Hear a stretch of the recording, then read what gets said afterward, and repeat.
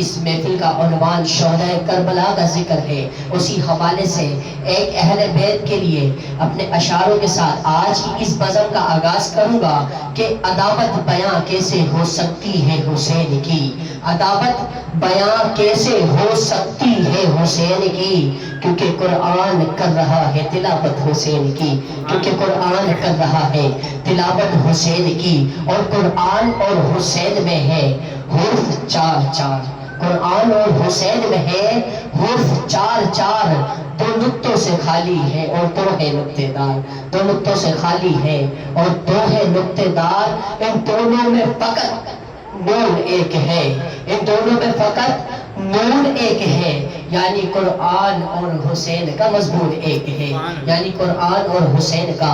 مضمون ایک ہے۔ اسی خوبصورت جملوں کے ساتھ میں متفضل جناب محترم محمد قاری حافظ اویس رضا قادری صاحب اپنی عقیدت محبت مآب صلی اللہ تعالیٰ علیہ